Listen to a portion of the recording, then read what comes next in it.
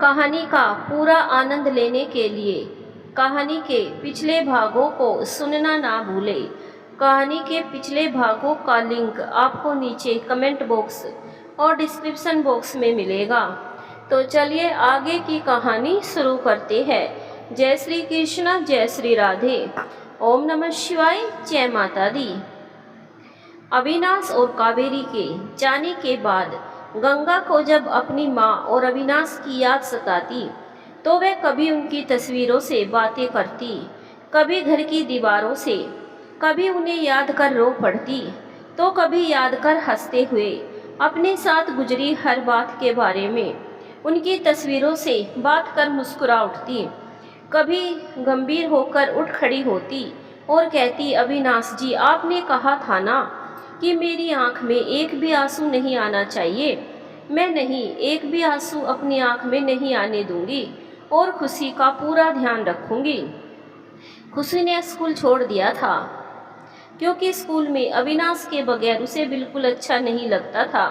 उसने खुशी का दाखिला भी दूसरे स्कूल में करवा दिया था।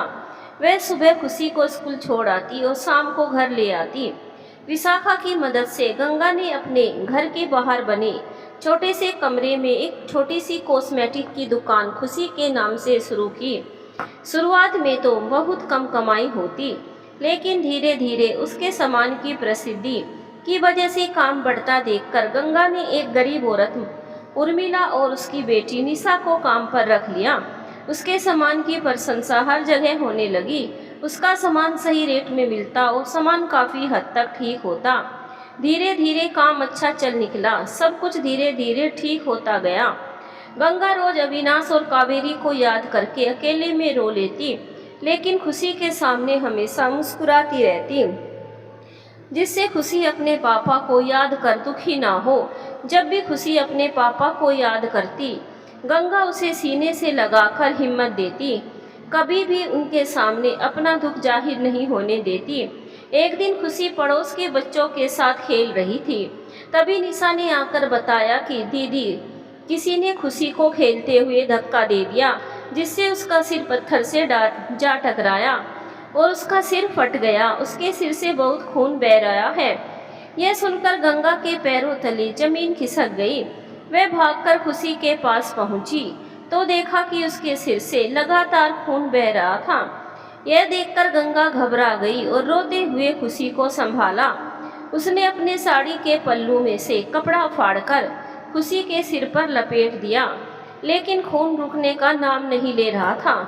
गंगा निशा की मदद से ऑटो में खुशी को अस्पताल ले गई, लेकिन स्थानीय अस्पताल ले जाने पर डॉक्टरों ने खुशी की हालत को देखकर उसे शहर के सबसे बड़े अस्पताल में ले जाने की सलाह दी। गंगा निशा के साथ खुशी को लेकर बिना समय गवाए शहर के बड़े अस्पताल में ले गई। नर्सों ने खुशी की हालत को देखकर उसे भर्ती तो कर लिया और कुछ जांच करने के बाद बोली कि उसके सिर पर गहरी चोट लगने की वजह से उसके सिर की एक नली फट गई है, ऑपरेशन करना पड़ेगा। यह सुनकर गंगा घबरा गई और वह हाथ जोड़कर कहने लगी कि आप सबसे विनती है, मेरी बेटी को बचा लीजिए।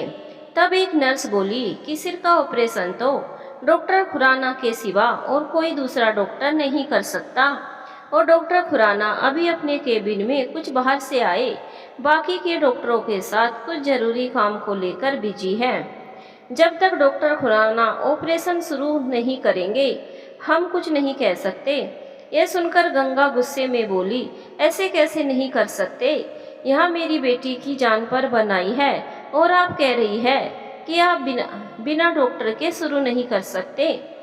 तब नर्स बोली, आप समझने की कोशिश कीजिए, हम कुछ नहीं कर सकते। तब गंगा गुस्से में बोली कि डॉक्टर खुराना कहाँ है? तब नर्स ने डॉक्टर के केबिन की तरफ इशारा कर दिया।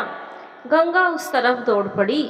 यह देखकर वहाँ खड़ी दो नर्सों ने उसे रोकने के लिए उसके पीछे दौड़ पड़ी, लेकिन गंगा ने दौड़कर उन्हें धक्का देकर केबिन का दरवाज़ा खोल दिया। उसे इस तरह अंदर आए देखकर सभी लोग हैरानी से उसे देखने लगे। उसके पीछे दौड़कर आई नर्स उसे बाहर ले जाने लगी, लेकिन गंगा बाहर न जाकर रोते हुए कहने लगी, डॉक्टर साहब मेरी बेटी को बचा लीजिए, मेरी बेटी को बचा लीजिए। सब उसे हैरानी से देख रहे थे, लेकिन जैसे ही डॉक्टर ने मुड़कर गंगा की तरफ देखा तो गंगा डॉक्टर के पास खड़े आदमी को देखकर हैरान रह गई और डॉक्टर के पास खड़ा आदमी भी गंगा को देखकर हैरान हो गया। डॉक्टर के पास खड़ा आदमी कोई और नहीं, सागर थे। वही सागर जिसे कभी गंगा की शादी तय हुई थी। लेकिन फिर गंगा ने पिछली बातों पर ध्यान देने की बजाय, और डॉक्टर साहब मेरी बेटी को बचा लीजिए। गंगा ने सागर को ऐसे अनदेखा किया जैसे वह उसे जानती ही नहीं हो और ना ही कभी उससे मिली हो, जैसे वह कभी और उनसे मिली ही ना हो और ना ही उसे जानती हो। सागर बस उसे देखे जा रहा था। क्या ये वही गंगा है जिसे पहली बार उसने देखा था? बिल्कुल परियों जैसा रूप, गुलाब की पंखड़ियों जैसा चेहरा, और आज देखो दूधिया रंग भी कैसे काला पड़ गया हो, चेहरा जैसे मुरझा गया हो, आंखों के नीचे काले गड्ढे पड़ गए हो। सागर एकटक उसे देखे जा रहा था। तभी गंगा फिर बोली, डॉक्टर साहब मेरी बेटी को बचा लीजिए, उसकी हालत बहुत खराब है। ये सुनकर सागर अपने ख्यालों से बाहर आया और डॉक्टर खुराना अपनी कुर्सी से उठते हुए बोले, हाँ हाँ चलो। तभी वहाँ बैठे लोगों में से एक मिस्टर यादव बोले, मिस्टर खुराना आप जानते हैं कि यह मीटिंग हमारे लिए कितनी इम्पोर्टेंट है और आप इस तरह बीच में ही मीटिंग को छोड़कर कैसे जा सकते हैं? यह सुनकर पास खड़ा सागर बोला, एक डॉक्टर का सबसे बड़ा धर्म अपने पेशेंट की जान बचाना होता है और इस समय अपने पेशेंट की जान बचाने से ज़्यादा डॉक्टर विजय खुराना के लिए और कोई ज़रूरी नहीं है। यह कहकर डॉक्टर विजय खुराना से बोला, विजय तुम पहले अपना फर्ज निभाओ। सागर और विजय दोनों अच्छे दोस्त हैं। आज सागर विजय से मिलने उसके क्लिनिक में आया हुआ था। डॉक्टर विजय गंगा और नर्स के साथ चला गया। विजय ने जल्दी ही खुशी का ऑपरेशन शुरू कर दिया। जब ऑपरेशन चल रहा था तो गंगा बाहर बैठी भगवान से बार बार खुशी की सलामती की दुआ कर रही थी। आज उसे खुशी के सिवाय और कुछ नजर नहीं आ रहा था। वह लगातार रोई जा रही थी। कभी वह बेचैनी से इधर उधर टहलती, कभी मंदिर में बने छोटे से भगवान जी के मंदिर के आगे जाकर अपनी बेटी के लिए रोती हुई दुआ मांगती। लगभग 1 घंटे बाद विजय बाहर आया और बोला कि खुशी की हालत अब ठीक है, वह खतरे से बाहर है, घबराने की कोई ज़रूरत नहीं है। यह सुनकर जैसे गंगा की तो चांद में जान आई। वह दौड़कर खुशी के पास गई। खुशी अभी होश में नहीं आई थी। वह बैठकर उसका हाथ अपने हाथ में लेकर रोने लगी।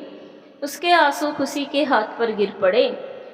अपने हाथों पर नमी पाकर खुशी ने आंखें खोली और सामने गंगा को देखकर बोली, मम्मा आप रो क्यों रही है? सॉरी मम्मा, आपने कितनी बार कहा है कि अपना ख्याल रखो, लेकिन मैंने अपना ख्याल नहीं रखा और आपको दुख दे दिया। नहीं बेटा, अब तुम ज़्यादा मत बोलो, डॉक्टर ने मना किया है ज़्यादा बोलने के लिए। पास खड़ी हुई नर्स खुशी से बोली और दवाइयों की पर्ची गंगा को थमाते हुए बोली कि ये कुछ दवाइयाँ हैं, आप जाकर ले आइए और समय समय पर खुशी को दे देना। गंगा हाथ में पर्ची लिए दवाइयाँ लेने चली गई। कुछ देर बाद वह दवाइयाँ लेकर वापस खुशी के पास आ गई। खुशी की हालत अभी नाजुक थी, इसीलिए डॉक्टर विजय ने कुछ दिन खुशी को अस्पताल में ही रहने के लिए कहा। गंगा ने अपनी दुकान का सारा काम निशा और उसकी माँ पर छोड़ दिया और खुशी के पास रहने लगी। शाम को सागर खुशी के कमरे में आया। खुशी सो चुकी थी। गंगा उसके बगल में बैठी उसके ख्यालों में गुम थी। तभी किसी के आने की आहट पाकर उसकी नज़र दरवाजे की तरफ गई। सागर को आए देखकर वह उठ खड़ी हुई। गंगा, मैं जानता हूँ तुम इस समय इस हालत में नहीं हो, लेकिन फिर भी मुझे तुमसे कुछ कहना है। जब तक मैं नहीं कहूँगा तब तक मेरे पाप का बोझ मेरे सिर पर रहेगा। अब उन सब बातों का कोई फ़ायदा नहीं है। एक बार मेरी बात सुन तो लो, उसके बाद तुम जो चाहो वह कह सकती हो। यह कहकर सागर अपने बारे में बताने लगा। गंगा, जब तुम्हारे साथ वह घटना घटी तब मेरी माँ ने इस बारे में मुझे बताया तो मैं तुम्हारा साथ देना चाहता था। उस स्थिति में तुम्हें संभालना चाहता था। तुम्हारी कोई गलती नहीं थी जो कुछ भी तुम्हारे साथ हुआ उसमें। लेकिन गंगा, मेरी माँ तुम्हारा और मेरा रिश्ता नहीं रखना चाहती थी। उन्हें अपनी इज्जत और समाज में अपने रुतबे की फिक्र जो थी। मैंने माँ और पापा को बहुत समझाया, लेकिन उन्होंने मेरी एक न मानी। तब थक हार कर मैंने उन्हें कह दिया कि अगर मैं शादी करूँगा तो सिर्फ गंगा से, वरना किसी से नहीं। और मैं जा रहा हूँ गंगा के पास। यह कहकर जैसे ही घर से निकलने को हुआ, मेरी माँ अचानक बेहोश होकर गिर गई। तुम तो जानती हो गंगा, माँ अक्सर बीमार रहती है। जब डॉक्टर को बुलाया तो डॉक्टर ने बताया कि माँ को दिल की बीमारी है और अगर उसे किसी भी तरह का कोई सदमा पहुँचा तो हो सकता है वह इस दुनिया को छोड़कर हमेशा के लिए चली जाए। यह सुनकर मैं घबरा गया। माँ को होश आया तो वह रोते हुए बोली कि तुम्हें मेरी कसम है, अगर तुमने उस लड़की के बारे में दोबारा बात की तो। यह सुनकर मुझे कुछ समझ नहीं आया। गंगा, एक तरफ तुम थी और एक तरफ मेरी माँ, और थक हार कर मैंने काफ़ी सोच समझकर अपनी माँ की बात मानने में ही भलाई समझी, क्योंकि अगर हमारी वजह से माँ को कुछ भी हो जाता तो मैं कभी अपने आप को माफ़ नहीं कर पाता। गंगा, तब मैंने अपनी माँ से वादा किया कि मैं तुमसे कोई बात नहीं करूँगा।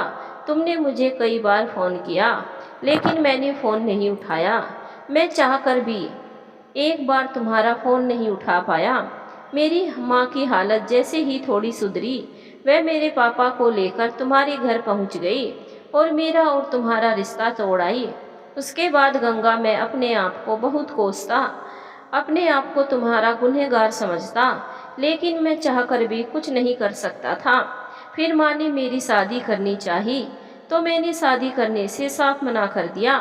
जब मेरी जॉब लगी तो मेरी माँ ने मुझ पर शादी का दबाव बनाना शुरू कर दिया, लेकिन मैं सिर्फ तुम्हें चाहता था और जो जगह मेरे दिल में, मेरी ज़िंदगी में तुम्हारी थी, मैं चाहकर भी किसी और को नहीं दे सकता था। इसीलिए मैं हर बार मना करता रहा, लेकिन मैं जानता था कि मेरी माँ दिल की मरीज है। उन्हें इसीलिए किसी भी तरह किसी भी बात का टेंशन देना गलत है। माँ ने एक लड़की मेरे लिए पसंद की और थक हार कर मुझे उससे शादी करनी पड़ी। अगर मैं शादी नहीं करता तो हो सकता है मैं अपनी माँ को हमेशा के लिए खो देता।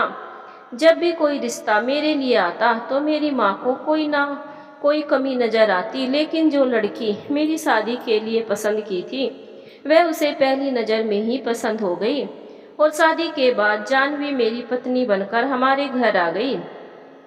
मैं नहीं चाहता था कि मेरे अतीत का साया मेरे वर्तमान को प्रभावित करे, जिससे माँ को कोई परेशानी हो। इसीलिए मैंने समय के साथ समझौता कर लिया और जानवी को अपनी बीवी के रूप में अपना लिया। जानवी को शुरू से ही मेरे माँ बाप के साथ रहने में कोई रुचि नहीं थी। वह चाहती थी कि हम अलग रहे, जिससे वह अपनी आज़ाद ज़िंदगी बिताए। मैंने उसे काफ़ी समझाया कि लेकिन मेरे समझाने का उस पर कोई फ़र्क नहीं पड़ा। मैंने उससे कहा कि भैया भाभी तो पहले ही हमसे दूर रहते हैं, अगर हम भी मम्मी पापा को छोड़कर चले गए तो इनका ख्याल कौन रखेगा बुढ़ापे में।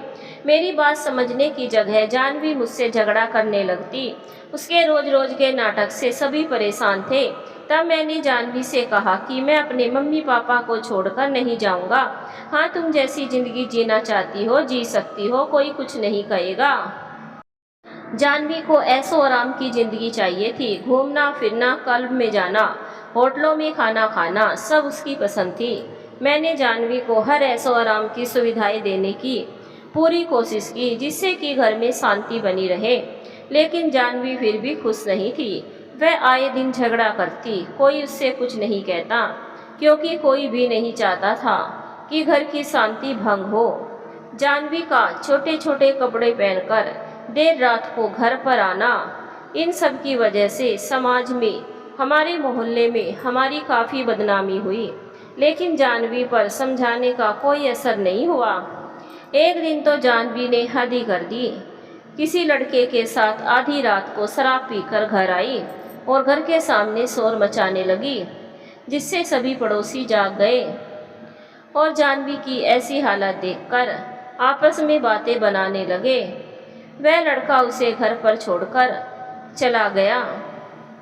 उस रात तो हमने शांत रहने में ही भलाई समझी, लेकिन जब सुबह सब घर वालों ने जाह्नवी की इस हरकत के लिए उसे डांट लगाई तो जाह्नवी मेरे पापा माँ पापा को भला बुरा कहने लगी।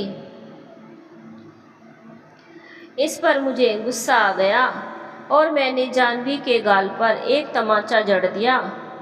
इससे जाह्नवी और गुस्सा हो गई और उसने हमारे खिलाफ थाने में केस दर्ज कर दिया कि हम उसके साथ मारपीट करते हैं और दहेज की मांग करते हैं। यहाँ तक कि उसने हमारे खिलाफ शिकायत दर्ज करवाई कि ये लोग आधी रात को मुझे घर से बाहर निकाल देते हैं और मेरा पति अपने दोस्तों को घर लाता है जो मेरे साथ छेड़खानी करते हैं, नाजायज़ हरकत करने की कोशिश करते हैं। जब मैं इसका विरोध करती हूँ तो मेरा पति मेरे साथ मारपीट करता है।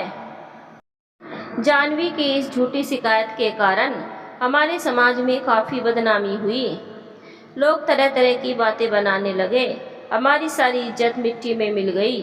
मेरे घर वाले बहुत दुखी थे। मेरी माँ ने तो इस घटना के बाद खाट ही पकड़ ली। एक दिन जाह्नवी के बारे में जो हमें पता चला उसे सुनकर तो हमारे पैरों तले जमीन खिसक गई। गंगा जाह्नवी की मुझसे पहले भी 2 शादी हो चुकी थी। जिसके पहले पति से उसे एक बच्ची थी जिसे वह हमेशा के लिए छोड़कर आ गई क्योंकि उसे उस जैसी ज़िंदगी चाहिए थी। वह उसे वहाँ नहीं मिली। दूसरे पति से भी उसका इसी बात को लेकर तलाक हुआ था। जब जाह्नवी की मुझसे पहले शादी करने के बारे में उसके माँ बाप ने हमें कुछ नहीं बताया क्योंकि जाह्नवी के माँ बाप भी उससे परेशान थे और हमेशा के लिए छुटकारा पाना चाहते थे। यह सुनकर हमें झटका सा लगा। हमारे वकील ने कोर्ट में इस बात को रखा और हमारे वकील ने कोर्ट में यह साबित कर दिया कि जाह्नवी के लगाए सारे इल्ज़ाम झूठे हैं। जीत हमारी हुई, लेकिन खोई हुई इज्जत तो वापस नहीं मिल सकती थी।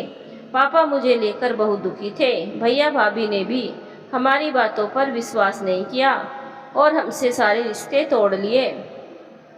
मुझे दिन रात उदास देखकर माँ रोते हुए कहती कि अगर हमने हमारे बेटे पर शादी का दबाव नहीं बनाया होता तो शायद यह नहीं होता। अरे बेचारी उस मासूम गंगा का क्या दोष था जिसकी सज़ा हमें मिली। शायद भगवान ने हमारे किए की सज़ा हमें दी है।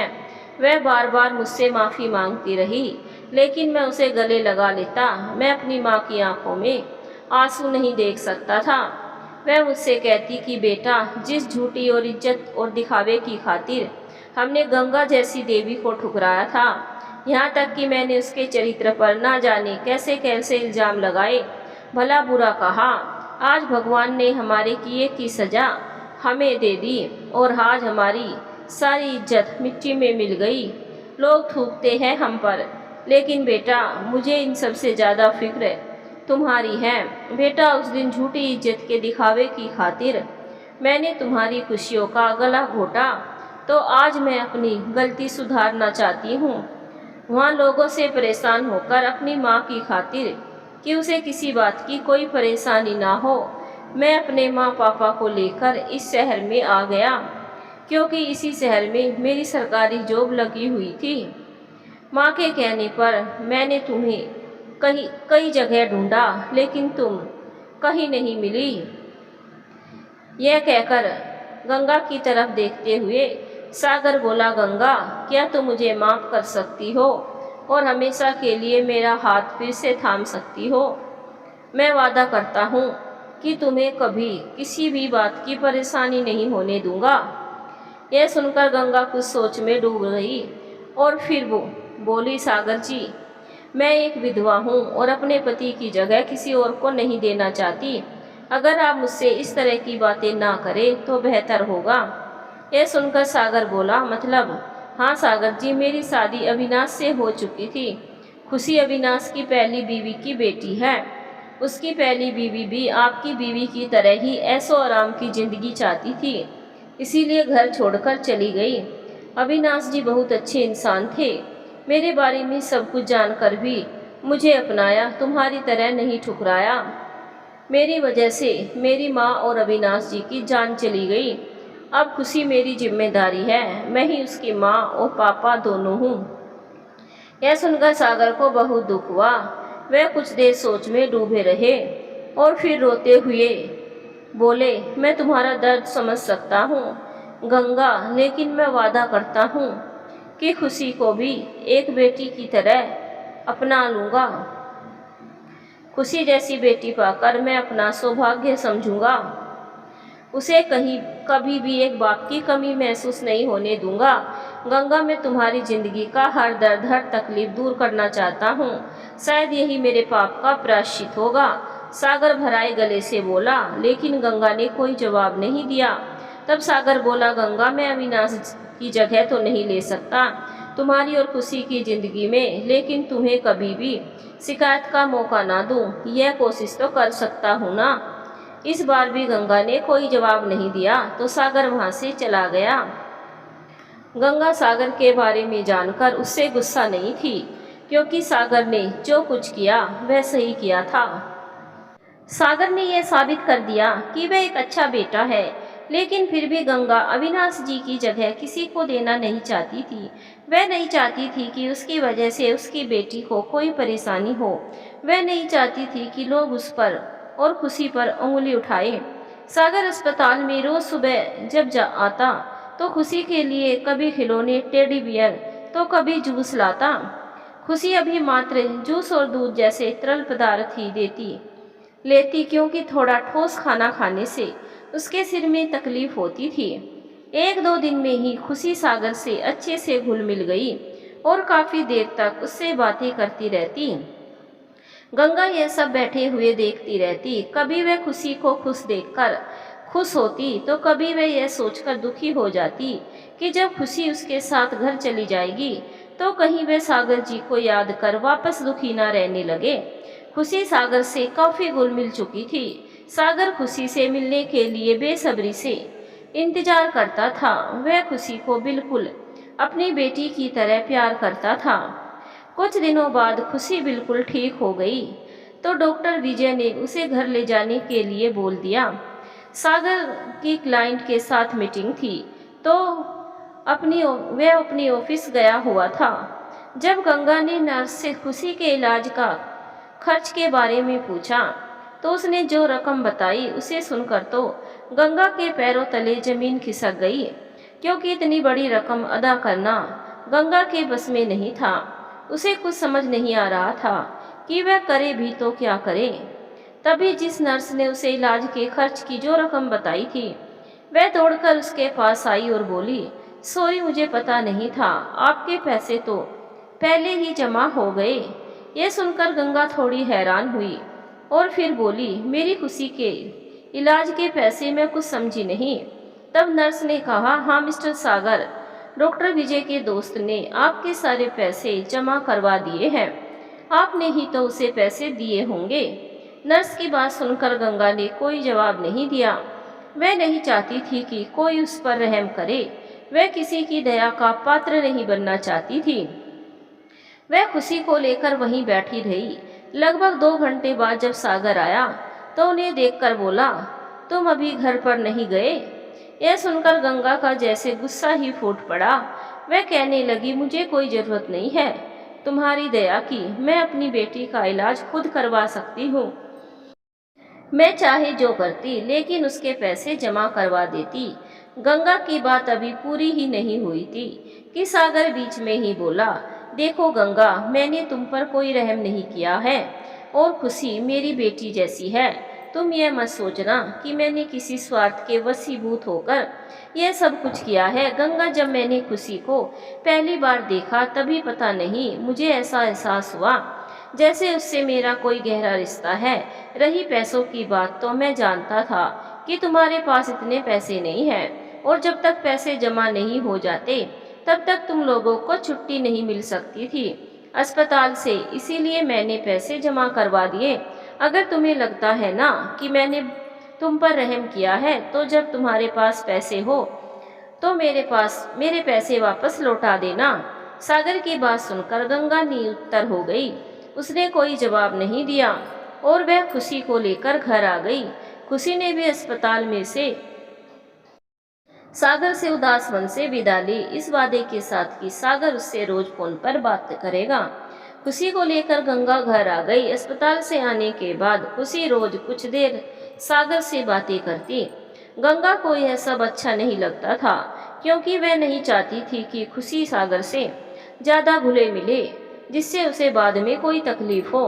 एक दिन गंगा ने खुशी को डांटकर सागर से बात करने के लिए मना कर दिया। गंगा की डांट पड़ते ही खुशी काफ़ी उदास हो गई और बिना गंगा के लाख कहने पर भी बिना कुछ खाए पिए ही रोते हुए सो गई।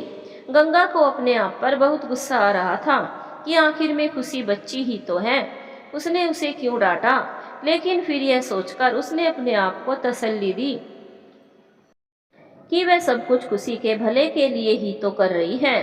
गंगा पहले की तरह रोज खुशी को सुबह स्कूल छोड़ने जाती और वापस लेने जाती, लेकिन खुशी कुछ दिनों से काफ़ी उदास लग रही थी। गंगा ने कई बार पूछा, लेकिन खुशी ने कोई जवाब नहीं दिया। गंगा ने सोचा शायद सागर जी से बात नहीं होने की वजह से खुशी परेशान है, लेकिन गंगा ने खुशी को समझाने की काफ़ी कोशिश की, लेकिन खुशी तो जैसे हंसना ही भूल गई थी। वह हमेशा डरी सहमी सी रहने लगी, यहाँ तक वह स्कूल जाने में भी कतराती थी। कई बार तो इस जिद को लेकर रोने लग जाती कि मैं स्कूल नहीं जाऊंगी। यह देखकर गंगा काफ़ी परेशान हो गई और सोचने लगी कि हमेशा स्कूल जाने के लिए सबसे आगे रहने वाली खुशी अब स्कूल जाने से कतराती है।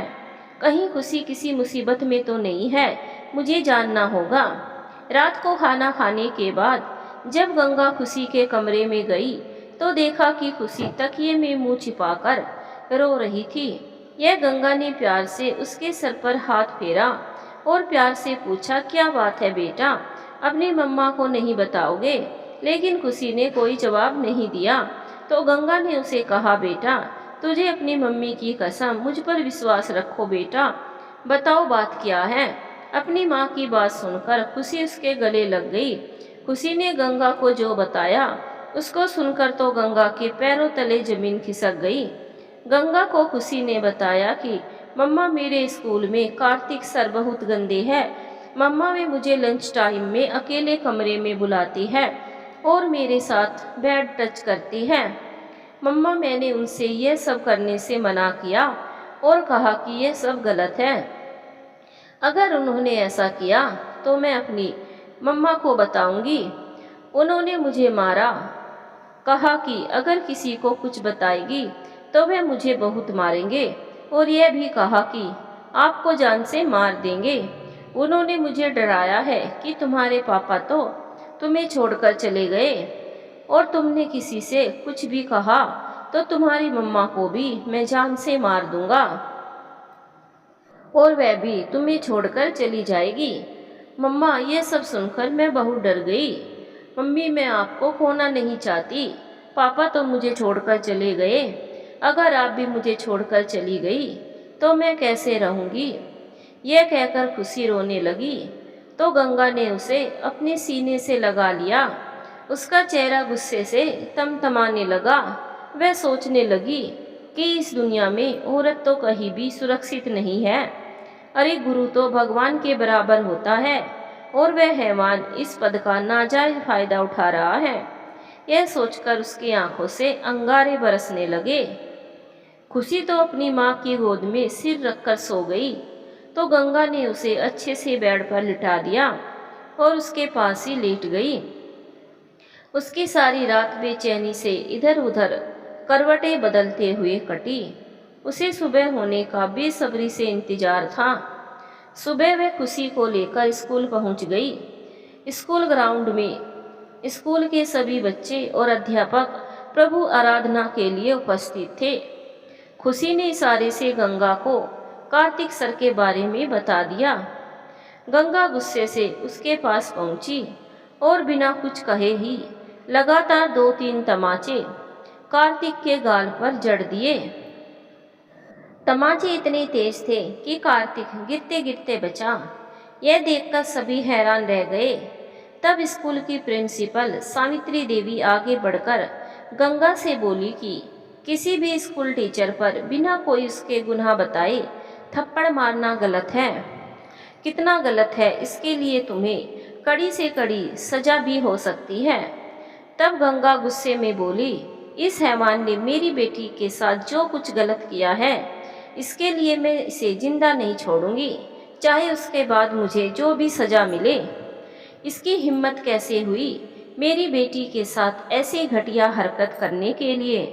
और आपके स्कूल में ये क्या हो रहा है और आपको पता भी नहीं है? गंगा ने गुस्से में प्रिंसिपल की तरफ देखते हुए कहा। यह सुनकर सभी हैरान रह गए। तब प्रिंसिपल मैम ने सभी बच्चों को बिना प्रभु की आराधना के अपनी कक्षा में बैठकर पढ़ने के लिए बोल दिया और सभी को अपनी कक्षा में भेज दिया। यह सुनकर कार्तिक घबरा गया और हड़बड़ाते हुए और घबराते हुए प्रिंसिपल की तरफ देखते हुए बोला, मैम मैंने ऐसा कुछ नहीं किया, बस कल खुशी ने होमवर्क नहीं किया था, इसीलिए मैंने बस उसे डांटा था। यह औरत बस मनगढ़ंत कहानियाँ बना रही है। यह सुनकर गंगा को और गुस्सा आ गया और फिर वह उसी कार्तिक की तरफ उसे पीटने के लिए बढ़ी, लेकिन वहाँ खड़ी टीचरों ने गंगा को पकड़ लिया। प्रिंसिपल सावित्री जी एक सुलझी और समझदार महिला थी। उसने खुशी को प्यार से पूछा, बेटा सच सच बताओ बेटा, कार्तिक सर ने तुम्हारे साथ क्या किया है? यह सुनकर खुशी ने पहले कार्तिक की तरफ देखा और डर से कांपने लगी। प्रिंसिपल मैम फिर बोली, बेटा घबराओ मत, हम सब तुम्हारे साथ हैं। अगर तुम कुछ नहीं बताओगी तो तुम्हारी मम्मा को सजा मिल सकती है। यह सुनकर खुशी रोने लग गई। तो प्रिंसिपल मैम ने प्यार से उसे चुप करवाया। तब खुशी ने प्रिंसिपल मैम को सब सच सच बता दिया। यह सुनकर सभी टीचर गुस्से से और हैरानी से कार्तिक की तरफ देखने लगे। तब गंगा बोली, अब तो आपको पता चल गया ना कि यह इंसान नहीं है, हैवान है।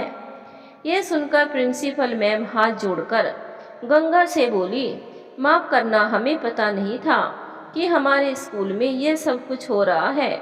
इस घटिया इंसान की वजह से आपकी बेटी और आपको इतना कुछ सहन करना पड़ा, इसके लिए हम शर्मिंदा हैं।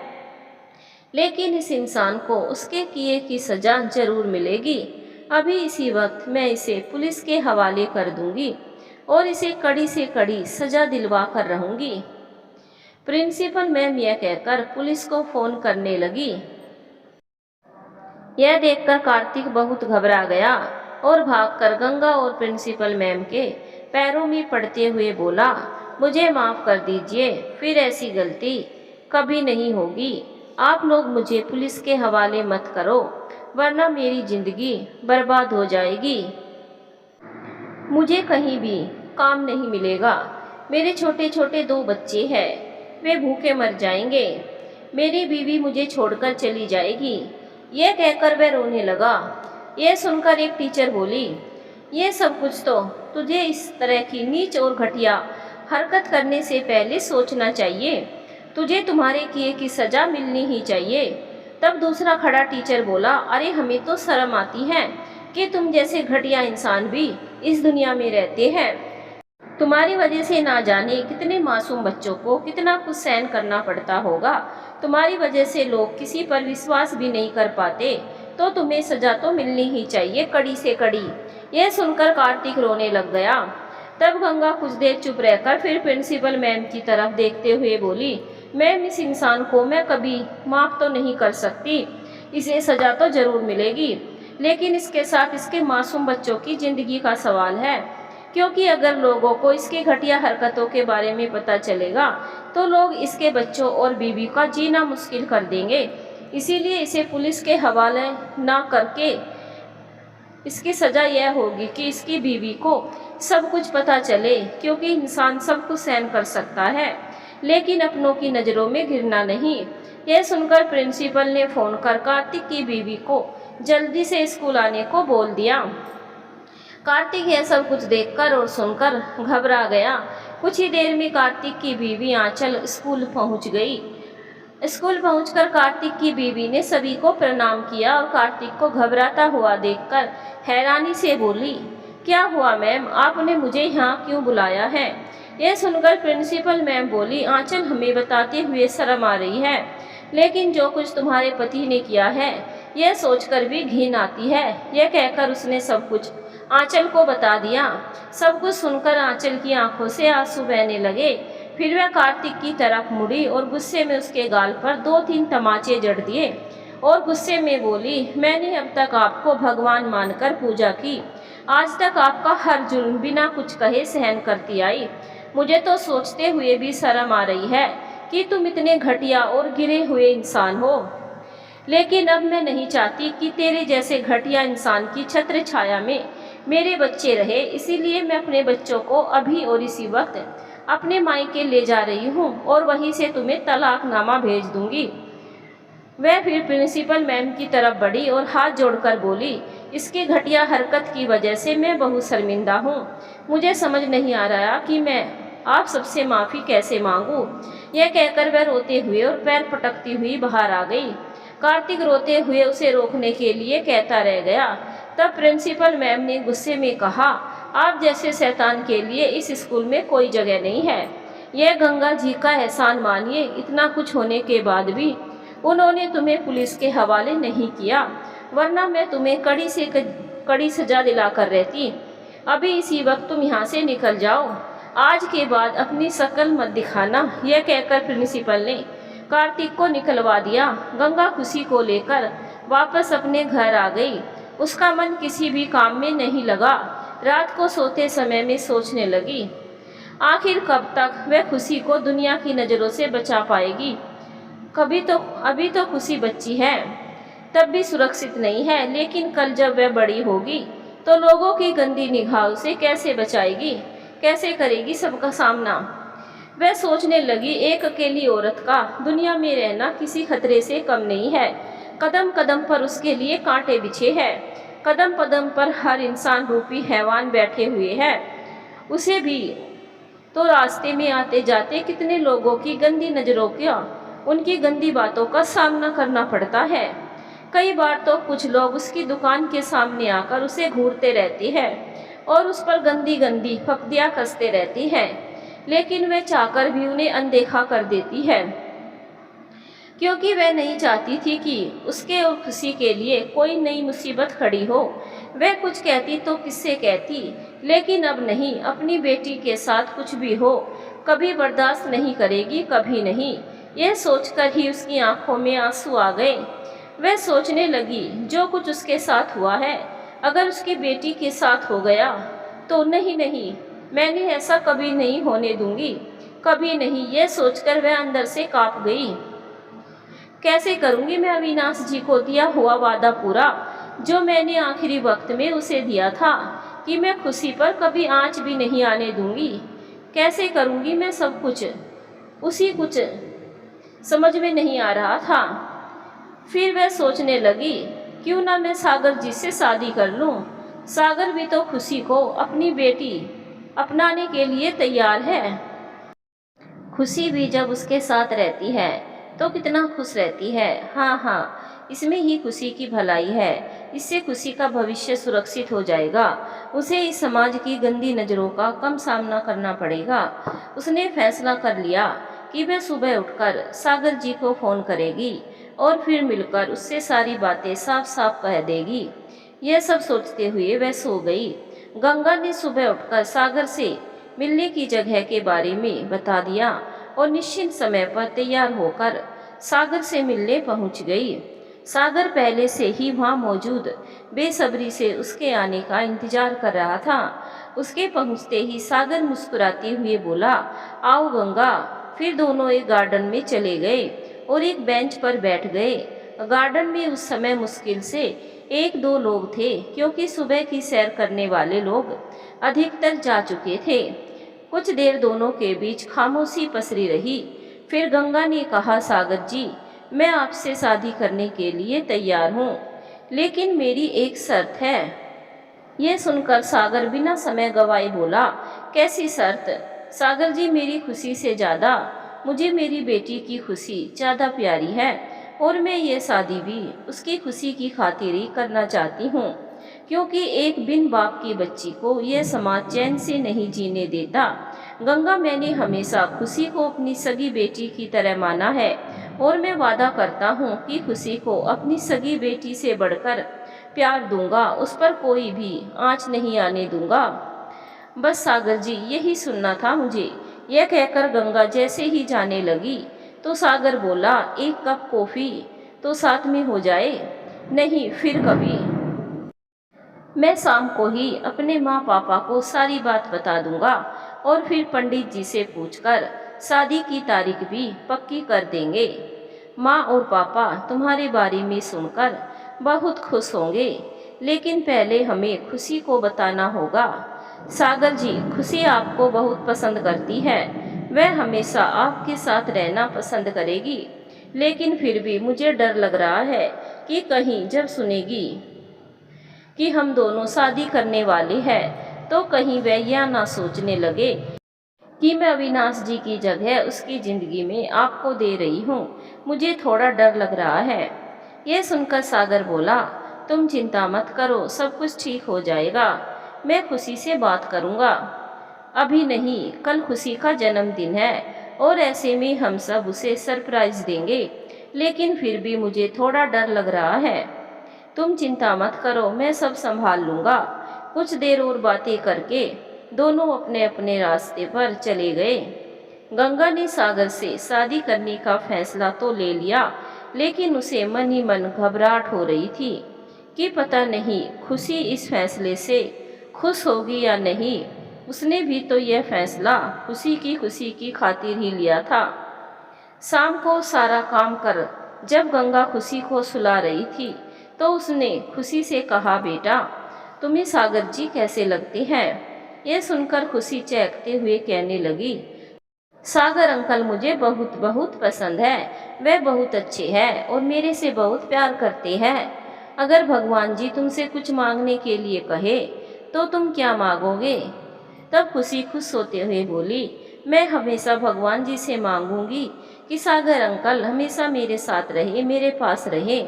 इस तरह की बातें करते करते खुशी सो गई, लेकिन फिर भी गंगा के मन में थोड़ी घबराहट थी। सुबह गंगा ने खुशी के जागने के बाद सबसे पहले उसे उसका बर्थडे विश किया। तब खुशी थोड़ी दुखी होकर बोली, पिछली बार तो पापा भी हमारे साथ ही थे। आपको याद है ना मम्मा, हम फिल्म भी देखने गए थे, लेकिन इस बार पापा हमारे साथ नहीं है। यह कहकर वह दुखी हो गई। तब गंगा बोली, नहीं बेटा, इस तरह दुखी नहीं होते। मैं हूं ना, हम फिर से मस्ती करेंगे, फिल्म देखने भी जाएंगे। तब अगर आप गुस्सा ना हो तो मैं एक बात बोलूं? खुशी बोली, हाँ हाँ बेटा बोलो। क्यों ना हम सागर अंकल के साथ बर्थडे मनाए और उनके साथ फिल्म देखने जाए। यह सुनकर गंगा ने कोई जवाब नहीं दिया। तभी फोन की घंटी बज उठी। जैसे ही खुशी ने फोन उठाया, दूसरी तरफ से सागर ने उसे बर्थडे विश किया। यह सुनकर खुशी झूम उठी। शाम को खुशी, गंगा और सागर एक होटल में गए। वहाँ सागर ने एक बर्थडे केक मंगवाया और उनके माता पिता भी वहाँ आ गए। तब सागर बोले, खुशी यह मेरे पापा है। यह सुनकर खुशी बोली, तो मैं इन्हें क्या कहकर बुलाऊं? तब सागर के पापा बोले, तुम हमें दादा दादी कहकर बुला सकती हो। यह सुनकर खुशी बहुत खुश हो गई और बोली कि वैसे भी मेरे दादा दादी नहीं है। केक काटने के बाद खुशी ने सबको केक खिलाया और सबने खुशी को। तब खुशी बोली, आज मैं पूरे 8 साल की हो गई, 8 साल की। यह सुनकर गंगा की आंखों में आंसू निकल आए। उसे अविनाश की याद आ गई। पिछली बार भी इसी तरह गंगा ने खुशी और अविनाश के साथ होटल में खुशी का जन्मदिन मनाया था, लेकिन फिर गंगा ने खुशी की खातिर फिर चुपचाप धीरे से अपने आंसू पोंछ लिए। फिर सागर ने सबके लिए खाने का ऑर्डर दिया। खाना खाने के बाद खुशी बोली, पिछली बार की तरह इस बार भी हम मूवी देखने चलेंगे मम्मा। हाँ हाँ, क्यों नहीं।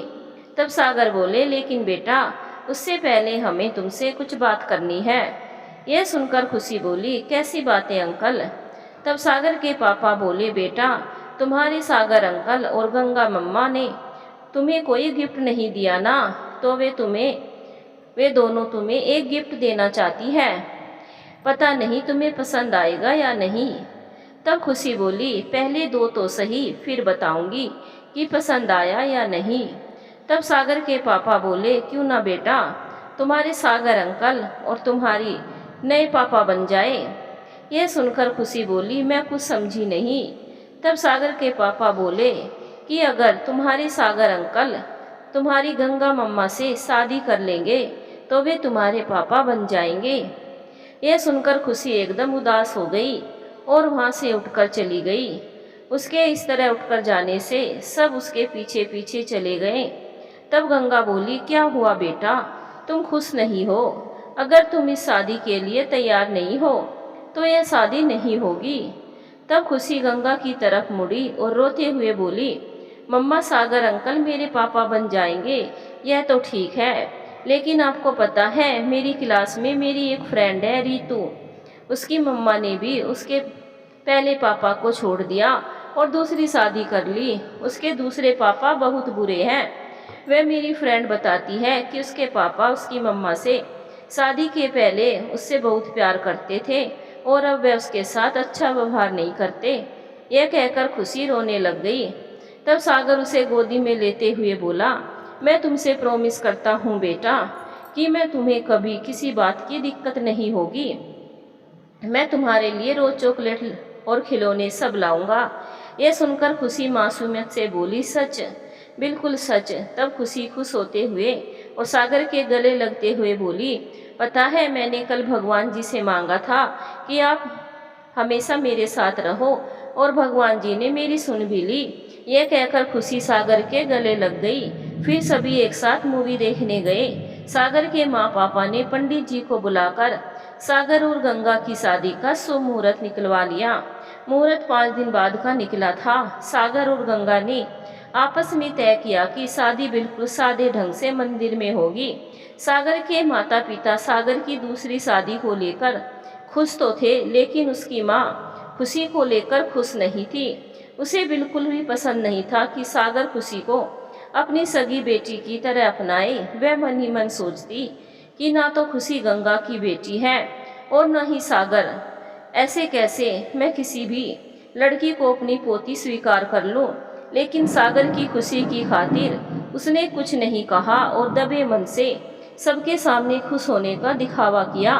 गंगा और सागर की शादी में सीताराम जी, रुक्मणी जी, विशाखा और उनके हस्बैंड गंगा की तरफ से आए। गंगा के यहाँ काम करने वाली उर्मिला और निशा, कुल 6 लोग थे। वही सागर की तरफ से केवल सागर के माता पिता और सागर के भैया भाभी को काफ़ी बार सागर ने कॉल किया, लेकिन उन्होंने कोई जवाब नहीं दिया। वे लोग सागर से और उनके मम्मी पापा से रिश्ता तोड़ चुके थे। गंगा का कन्यादान सीताराम जी और रुक्मणी जी ने किया। उस समय गंगा फूट फूट कर रो पड़ी। उसे अपने माँ पापा और अविनाश जी की याद आ गई थी कि एक दिन इसी मंदिर में अविनाश जी के साथ उसकी शादी हुई थी और उसके माँ पापा ने एक साथ उसका कन्यादान किया था। सीताराम जी और रुक्मणी जी ने उसे हिम्मत दी और चुप कराया। शादी के बाद गंगा को विदा कर सभी वापस अपने घर चले गए। गंगा ने अपनी दुकान का सारा काम निशा और उसकी माँ उर्मिला को सौंप दिया। यह सब देखकर उर्मिला की आंखों में आंसू आ गए और वह गंगा के गले लगते हुए बोली, भगवान तुम्हें हमेशा खुश रखे बेटी, कि तुमने मुझ जैसी गरीब और बेसहारा औरत को सहारा दिया। तब निशा हाथ जोड़कर रोते हुए बोली, दीदी आपकी बहुत याद आएगी। तब गंगा ने रोते हुए कहा, खबरदार जो रोई तो, और हाँ, अपनी पढ़ाई अच्छे से करना, तुम्हें याद है ना, तुम्हें बड़ा अधिकारी बनना है और अपनी माँ को सारी सुख सुविधाएं देनी है। हाँ दीदी, मैं आपसे वादा करती हूँ कि मैं अपनी पढ़ाई का और अपनी माँ का पूरा ख्याल रखूंगी और आपकी उम्मीदों पर खरी उतरूंगी।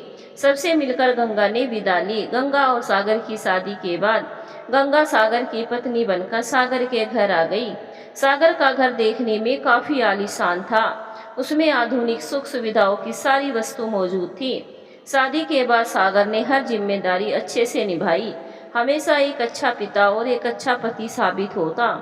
गंगा भी खुशी को खुश देखकर बहुत खुश होती। वह भी कोशिश करती कि उसकी और खुशी की वजह से किसी को कोई परेशानी ना हो। सागर के पापा भी खुशी से बहुत खुश होते। उसके साथ खेलते, उसके साथ कभी गार्डन में घूमते, उसे कहानी सुनाते। खुशी यह सब सुनकर बहुत खुश होती, लेकिन सागर की माँ को यह सब कुछ पसंद नहीं था। सागर की माँ को खुशी फूटी आंख नहीं भाती थी। जब भी खुशी उसके साथ खेलने की जिद करती या कुछ कहती तो वह खुशी को डांट देती।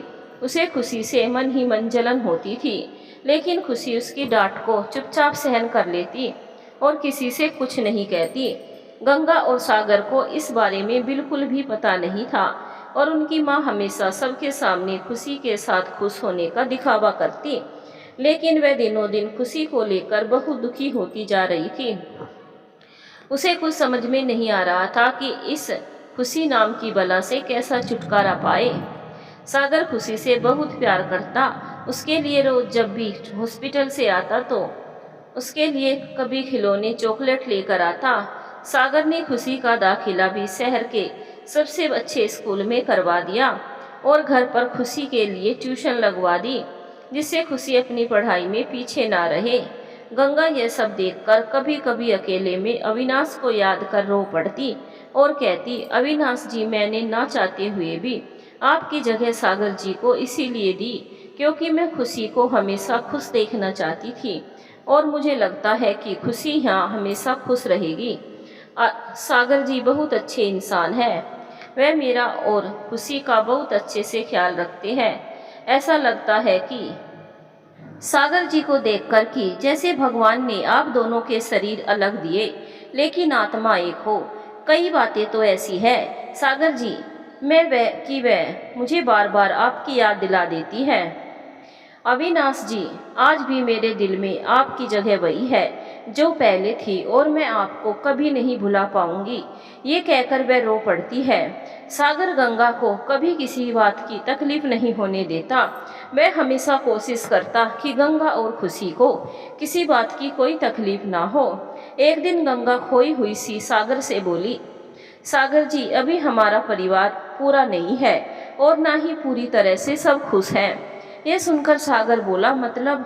सागर जी, मैंने माँ पापा को अकेले में रोहित भैया और मयूरी भाभी को और आपके भतीजे भतीजी शुभम और कीर्ति को याद कर रोते हुए दुखी होते हुए देखा है।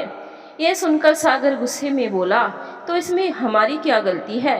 रोहित भैया ने हमें समझने की बजाय हमें ही दोष दिया और हमसे रिश्ता तोड़कर चले गए। ये सुनकर गंगा बोली कि गलती किससे नहीं होती, हर इंसान से होती है, लेकिन इसका मतलब यह तो नहीं कि हम उसकी गलती को देखकर उससे हमेशा नाराज रहे। अगर इसी तरह नाराजगी चलती रहेगी तो रिश्तों में दूरियां बनी रहेगी।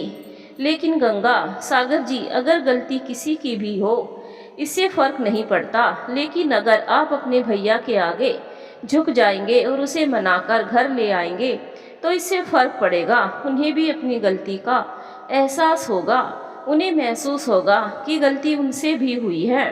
तब सागर बोला, गंगा, ताली दोनों हाथों से बजती है और मैं जानता हूँ कि भैया और भाभी नहीं मानेंगे। आप एक बार कोशिश करके तो देखो, क्या आप भी इसी तरह अपने भैया भाभी से दूर रहेंगे? ये सुनकर कुछ सोचते हुए सागर बोला, तुम सच कहती हो गंगा, ताली दोनों हाथों से बजती है। कहीं ना कहीं मुझसे भी भूल हुई है। अगर उन्होंने हमें समझने की कोशिश नहीं की तो क्या हमने कभी उन्हें समझाने की कोशिश की है? गंगा, गलती तो हमसे भी हुई है और अब मैं इस गलती को सुधारना चाहता हूँ। अगर भैया हमसे नाराज है तो क्या हुआ, हम ही मनाकर ले आएंगे उन्हें। गंगा, मुझे भी भैया की बहुत याद आती है और शुभम और कीर्ति की। वह तो जब यहाँ रहते थे तब हमेशा मेरे साथ रहते, मेरे साथ ही खाना खाते, मेरे साथ ही खेलते। उनकी तो मुझे बहुत याद आती है। ये कहकर सागर दुखी हो गया। तो फिर सागर जी, क्यों नहीं आप अपने भैया भाभी को मना कर ले आओ? गंगा, आज से 2 दिन बाद मम्मी पापा की शादी की सालगिरह है। उस दिन अगर हम भैया भाभी को ले आए तो मम्मी पापा बहुत खुश होंगे। उनके लिए इससे बड़ा तोहफा हमारी तरफ से और कुछ नहीं होगा। ये सुनकर गंगा भी खुश हो गई। तब गंगा और सागर ने एक योजना तैयार की। सागर ने अपने माँ पापा से झूठ बोला कि उनके दोस्त की शादी है और वह और गंगा उस शादी में जा रहे हैं। फिर दोनों फ्लाइट से दोनों दिल्ली के लिए निकल गए। दिल्ली पहुंचकर गंगा और सागर ने अपने भैया भाभी को मनाने की बहुत कोशिश की, लेकिन वे लोग उनसे बात करने को भी तैयार नहीं थे। तब गंगा बोली, भैया आप एक बार सागर जी की बात सुन लीजिए, उसके बाद आप जो कहेंगे हम मानेंगे। सागर ने जब सारी बात विस्तार से अपने भैया और भाभी को बताई तो वे लोग सब कुछ जानकर बहुत दुखी हुए। उन्हें एहसास हुआ कि उनसे कितनी बड़ी भूल हुई है। बिना कुछ सोचे समझे और बिना कुछ जाने ही उन्होंने सब घर वालों से रिश्ता तोड़ लिया। उस वक्त उन्हें उनका साथ देना चाहिए था। उन लोगों ने उल्टा दोष उन पर ही मढ़ दिया। सागर की बात सुनने के बाद सागर के बड़े भैया रोहित दुखी होते हुए बोले, सागर हो सके तो मुझे माफ कर देना। जिस समय हम लोगों को तुम्हारा साथ देना चाहिए था, हमने तुमसे भला बुरा कहा और रिश्ता तोड़कर चले आए। लेकिन फिर भी तुम लोगों की महानता है कि हमारी गलती होते हुए भी तुम लोग हमें यहाँ लेने आ गए। यह कहते हुए रोहित की आंखों से